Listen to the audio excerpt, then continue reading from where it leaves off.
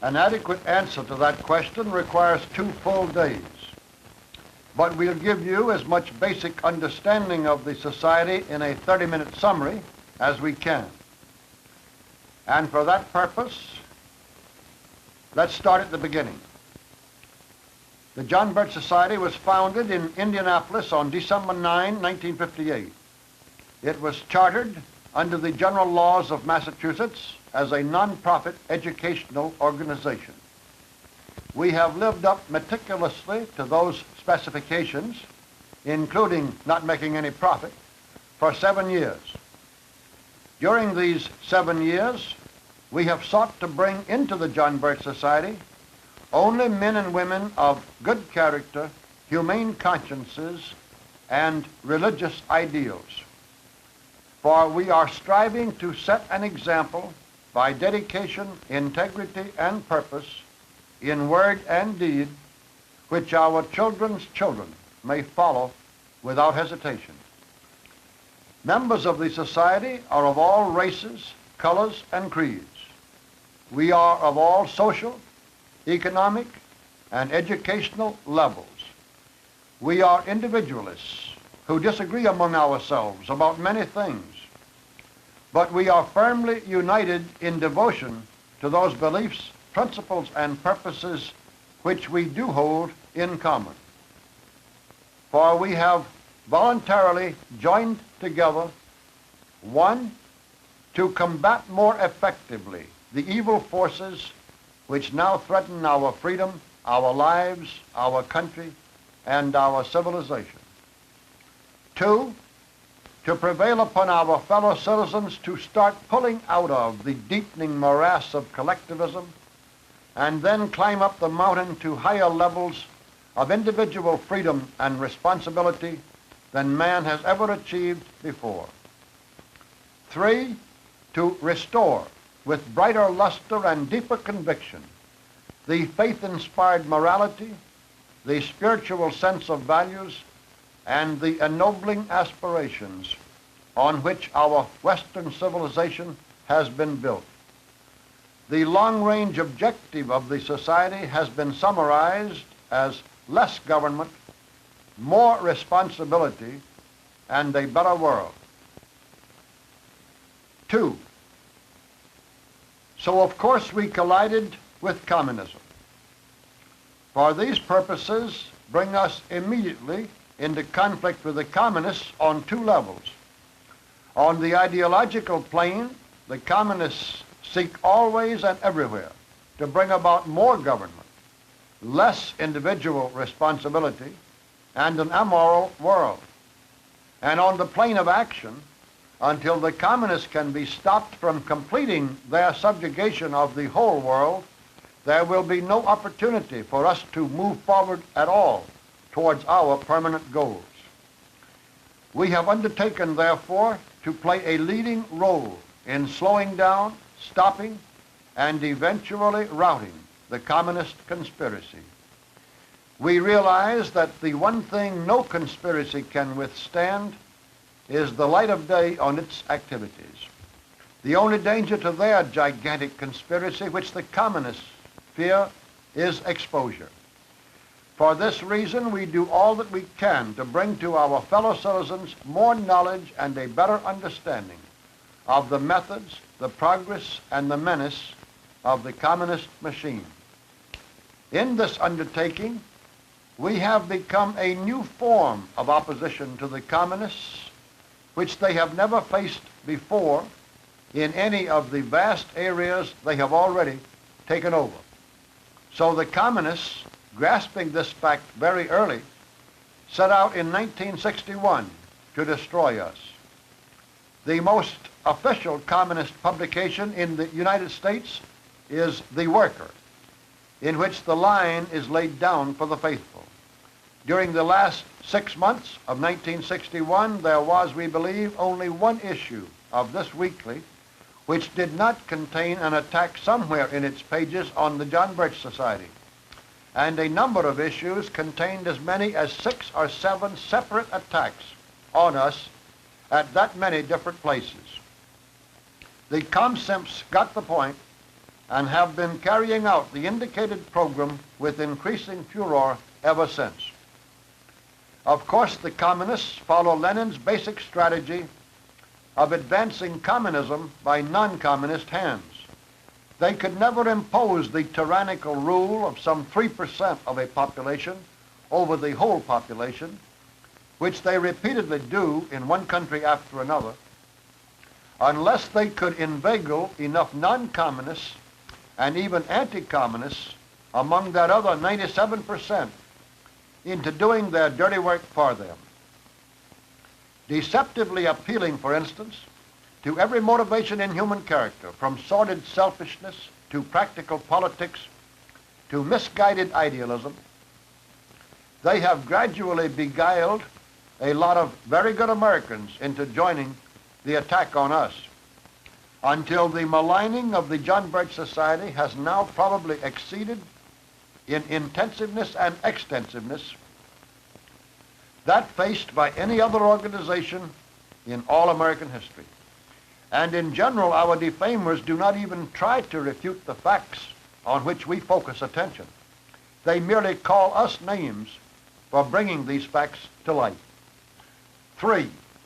Next, and in due course, we stirred up the politicians.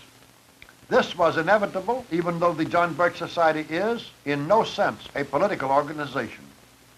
We simply try to give our members information, understanding, and we hope even inspiration, which will make them better citizens. As good citizens, they may take an active part in politics, but each member does so entirely on his own, working in the party of his choice for the candidate of his choice, exactly as do members of the American Legion or of the Knights of Columbus or of the Rotary Club or a Baptist church. For we regard education as the means and political action as only the mechanics for bringing about improvements in government. The mechanics will automatically be used when sufficient education has prepared the way. We mean it quite literally, therefore, when we say that education is our total strategy and truth is our only weapon. Or, as made clear throughout the Blue Book and emphasized on its last page, our gigantic task is simply to create understanding. Members of the John Birch Society, however, are extremely hardworking, highly respected in their local communities, and always earnestly determined on behalf of any cause or candidate that they support. When circumstances bring any appreciable number together behind any particular candidate, their weight is out of all proportion to their numbers. And that weight is usually felt, of course, on the side of the conservatives of either party. So the liberals of both parties naturally raise all the clamor they can against Birchers in politics. As the stranglehold of the liberals on both parties now steadily increases, even conservative politicians feel unceasing pressures to improve their images by joining the chorus of attack on the John Birch Society. Very few of them indeed have ever realized the extent to which they were running interference for the communists. A related part of the mammoth and many-faceted campaign which the communists have now generated against us is the deliberate and widespread attempt to associate the John Birch Society in the public mind with the Communist Party, the Ku Klux Klan, and other so-called extremists of the left and of the right. Our approach to the problems of today is so different from the viewpoint of the clans that we have never knowingly admitted a member of any clan into the society. We estimate that about 40% of our total membership is Catholic. Many of our finest chapter leaders are Jewish, and we are very proud of our small but growing number of Negro members who are working so hard and so courageously with us to show our fellow citizens, both white and colored, how the Negroes are being used today by the communists to serve communist purposes. So we have no similarity or sympathy with the clans or with any other group that tries to divide the American people along racial or religious lines. 4. And now you may well ask, what have we accomplished? Well, first, we have established a nationwide educational army. It has a fully paid field staff. This army is fighting with facts as its only weapons. And the whole army knows that to be better informed is to be better armed. For help towards informing ourselves first and then others, we established a publishing division. It is now turning out books and magazines and pamphlets with a retail value of about $4 million per year. We also serve as very sizable distributors of the conservative books and reprints of approximately 100 other publishers. And our members now operate some 350 reading rooms that sell books scattered throughout the country, most of them under the name of American Opinion Libraries. We have certainly helped to reawaken, restore, and strengthen in tens of thousands of Americans the three great basic human loyalties: loyalty to God, loyalty to country, and loyalty to family.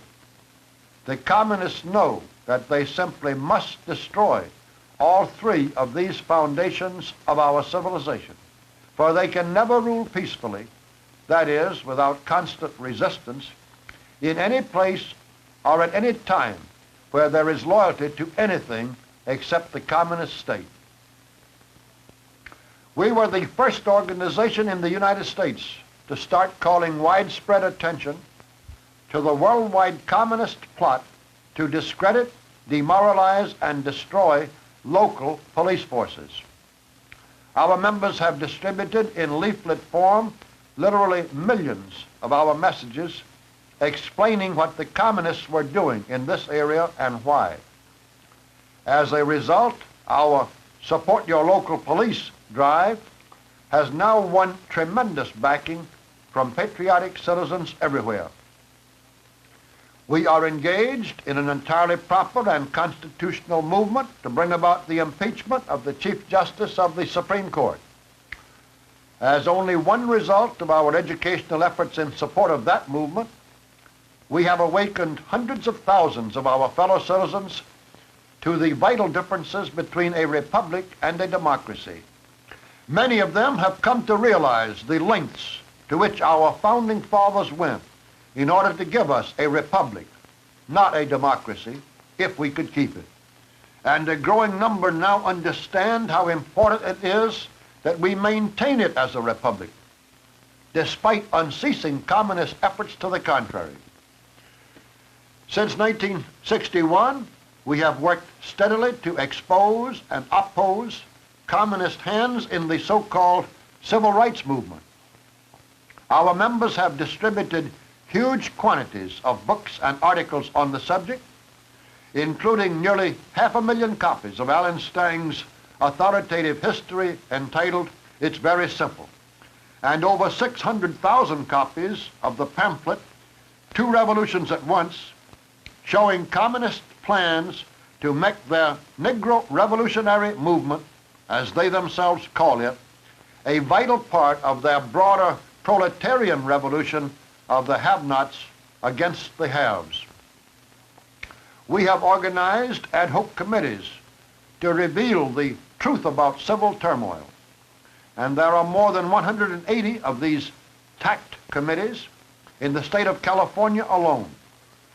Our Speakers Bureau has a number of patriotic and courageous Negro Americans telling audiences all over the United States, out of their own personal knowledge, how the communists are ruthlessly trying to use their race not at all to help the Negroes, but simply to serve communist purposes.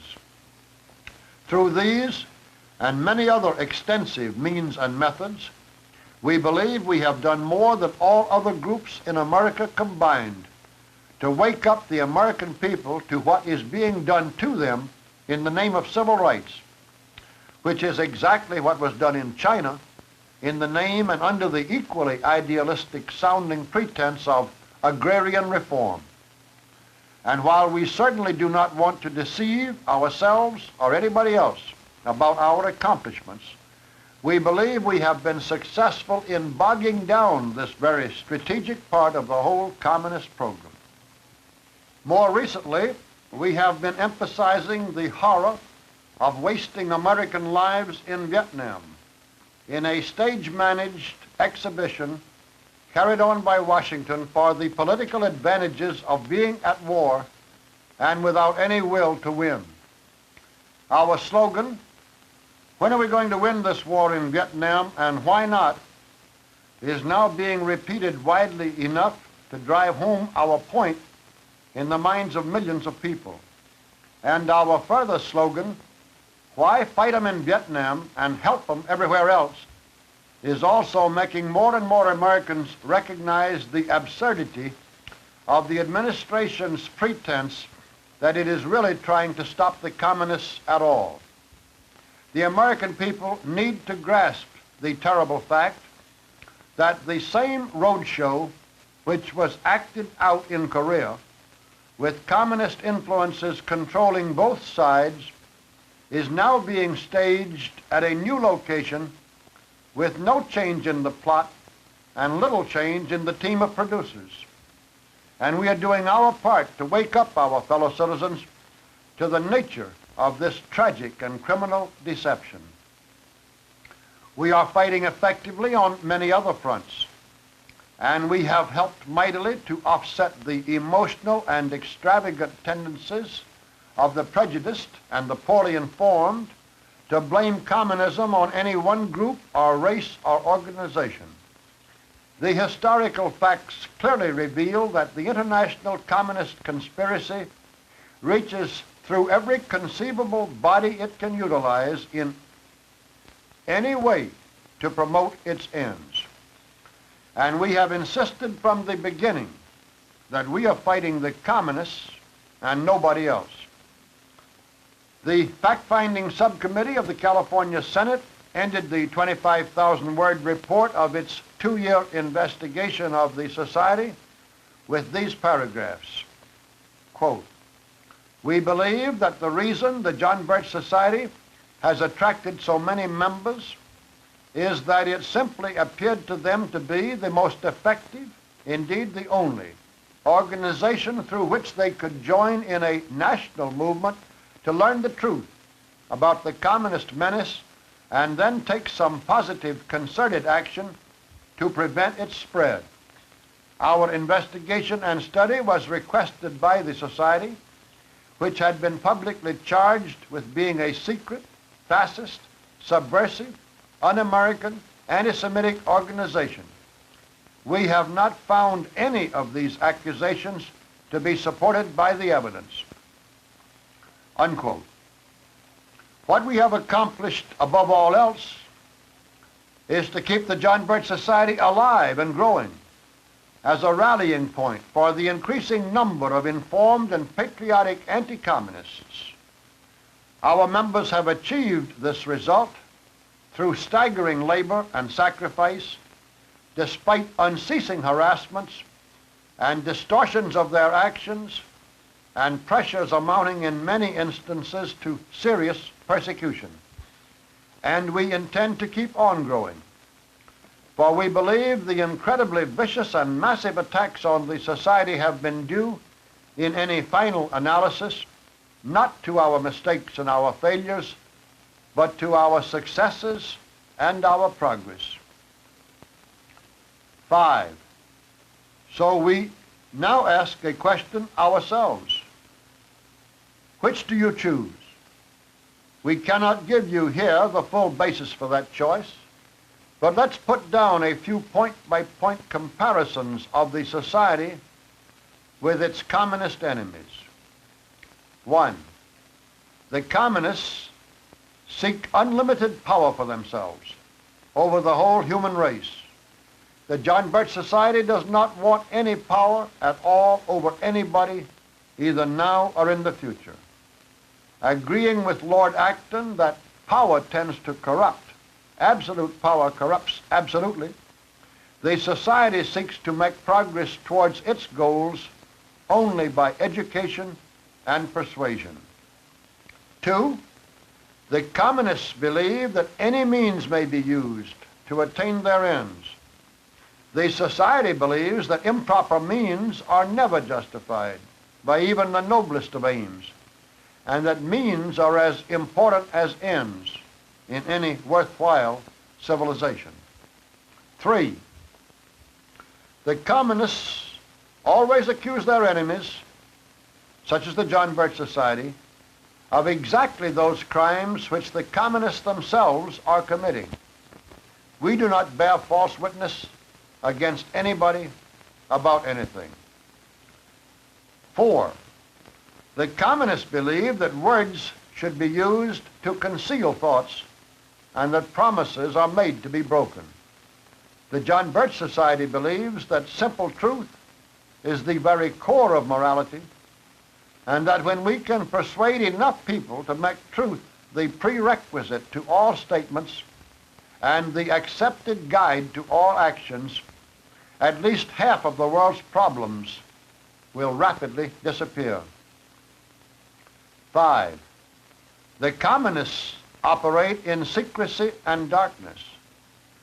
We follow the preponderant custom among all American voluntary associations of not publishing the list of our members.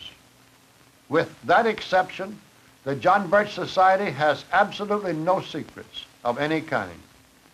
6, the communists seek to break down all morality, all tradition, and to destroy the whole spiritual and aesthetic sense of values which we have inherited. The society believes that a reverent continuity in human affairs is of extreme importance, and that even the most desirable change should be made cautiously in order to be sure that it constitutes improvement. 7, the communists believe that man is just a material combination of atoms with no other purpose than satisfaction of the desires of the physical entity thus assembled. The John Birch Society believes that a divine creator has endowed man with a purpose and an upward reach which are far superior to and frequently prompt a willing sacrifice of the desires and needs of the individual himself. 8, the communists, Lenin, Lunacharsky, many others, openly preach that men must learn to hate, and that only through spreading sufficient hatred can the communists succeed in ruling the world. The John Birch Society hates nobody, not even the communists, but only the evil which they do. The society believes that love for one's neighbor and goodwill towards all men should be a fundamental motivation in all human relationships. We have summarized the differences between the communist program and our own in the following paragraph. We must oppose secrecy with open-handedness. We must publish to the world our beliefs, our purposes, and our methods as fully as the collectivists conceal and disguise their own. We must oppose conspiracy not with counter-conspiracy, but with exposure, justice, and education. We must oppose falsehoods with truth, blasphemy with reverence, foul means with good means, immorality and amorality with more spiritual faith and dedication, rootlessness and chaos with tradition and stability, relativity with absolutes, pragmatism with deeper purposes, hedonism with a more responsible pursuit of happiness, cruelty with compassion, and hatred with love. Section 6. Finally, how do we go about these ambitious tasks? Well, the organizational mechanics of the John Birch Society are pretty well known today. So we'll make this part of our outline very brief. Most of our members belong to local chapters, usually of from about 10 to 20 members each. Each one has a chapter leader who serves without pay. Usually, for every 4 to 8 chapters, there is a section leader who is also a volunteer. Then, for anywhere from 40 to 100 chapters, we have a coordinator who is a fully paid member of our field staff. Supervising from 5 to 10 coordinators each, there is a major coordinator. Eventually, as growth and revenue make it appropriate, we shall have district governors above the major coordinators. And the top governing body of the society is our council, while I try as founder and president to keep all of this huge educational army functioning as an effective body. We also have a home chapter for those members who, for whatever reason, cannot take part in the activities of a local working chapter. Our dues in either case are $24 per year for men and $12 per year for women, payable monthly if preferred by the members of local chapters. We also offer life memberships at $1,000 each and are very proud of the many hundreds of members we now have in that category. Our dues actually pay only about 1/3 of the cost of maintaining our field staff, office services, and organizational activities. So we have to make up the remainder by contributions and revenue from many sources. Our publishing and all similar activities are carried on by an affiliated corporation controlled by the society, and which we do our utmost to have show a profit on its operations if we can. And now by this time it should be clear that the John Birch Society is no ephemeral organization of loose ties and uncertain loyalties. We are not going through a lot of pretty motions, but are building very solidly for decades to come. And we mean business every step of the way. So let's clarify a point on which we have been so widely but so unfairly criticized. For the John Birch Society is, quite frankly and by design, a monolithic body. We believe a constitutional republic to be probably the best form of government that man has yet devised. And even a republican form of non-governmental organization has many attractions and advantages under favorable conditions. But under less happy circumstances, it lends itself too readily to infiltration, distortion, and disruption. So, for withstanding the stresses and strains of internal differences and external animosities throughout changing political climates over long periods of time, for the building of morale and loyalty and the feeling of unified purpose and closely knit strength, for effective functioning in periods of crisis, and a permanence of high dedication throughout more peaceful decades, for these and many other reasons, the John Birch Society operates under authoritative control at all levels.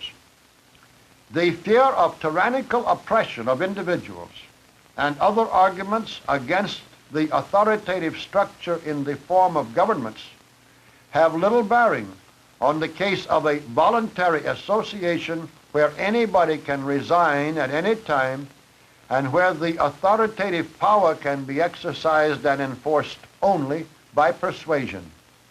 And what little validity they do have is overweighed for us by the advantages of firm and positive direction of the Society's energies, especially for the fight against communism, which is the first great task of the Society. It is imperative that all the strength we can muster be subject to smoothly functioning direction from the top.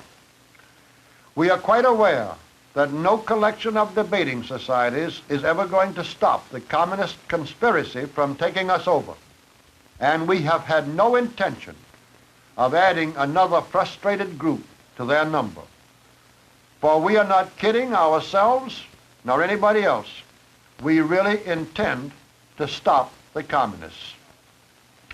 Now, we can allow for differences of opinion, In fact, working with tens of thousands of conservative individualists, we live happily at the center of a beehive of differing opinions about everything from segregation to silver coinage, or from the teaching of Latin in public schools to the proper lengths of women's skirts. We need and welcome advice, and we get it by the ton. You ought to see our mail. And we use the normal measure of diplomacy always called for in dealing with human beings. But whenever differences of opinion are blown up into acrimonious quarrels at the local level, or get translated into a lack of loyal support for the basic purposes of the society, we have shortcuts when absolutely necessary for clearing up the trouble with as little damage to morale as possible without going through any congress of so-called democratic processes. We must have, for otherwise, ladies and gentlemen, and this is the whole point, communist infiltrators could have bogged us down in interminable disagreements, schisms, and feuds before we ever became seriously effective. In fact, it would be easy to show today from actual experiences how the John Birch Society would have been torn to pieces and virtually destroyed long before now, had it not been for this ability on our part to protect ourselves from undermining efforts of a very professional order. In conclusion, ladies and gentlemen, let me point out that when you join the John Birch Society and while you are a member, we are a demanding organization. We expect, and goodness knows we receive, far more work and dedication and far more sacrifice of other interests on the part of our members than you are likely ever to have given or thought of giving to any other organization outside of your church. Because we are looking for pullers at the oars and not passengers in the boat. And you do not deserve a place among what is truly the finest body of men and women in the world unless you are willing to do your share according to your circumstances and your ability.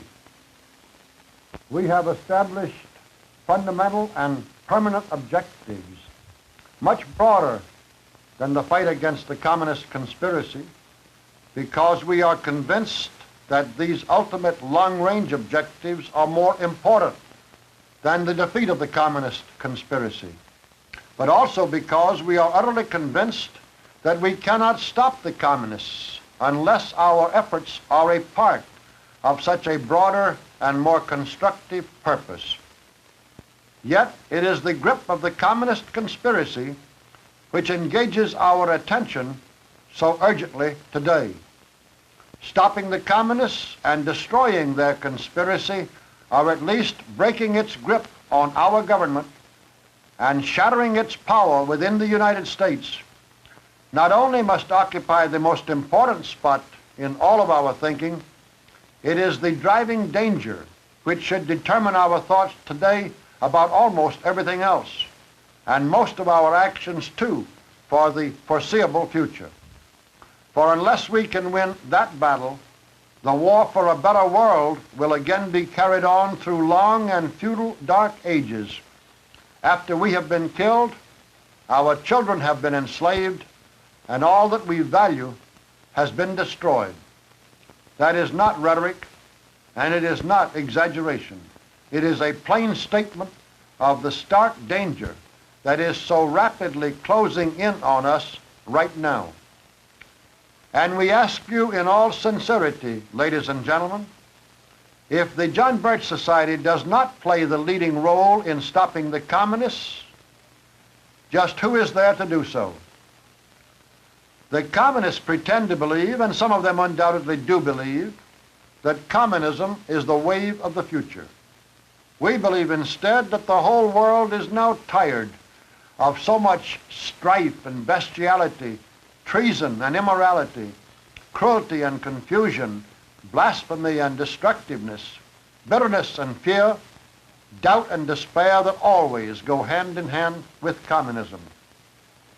We believe that mankind may be about ready to arise, shake off this communist tyranny and terror, and move forward again towards a more enlightened and humane existence. We are doing everything in our power by all honorable means to create the understanding that will produce this result. If you have what it takes in character and in courage, then by all means join us now in our epic undertaking. With the added effort of people like yourself, and with God's help, when and because we have deserved it, we shall break up this immense criminal conspiracy and return a world gone crazy to sanity once again.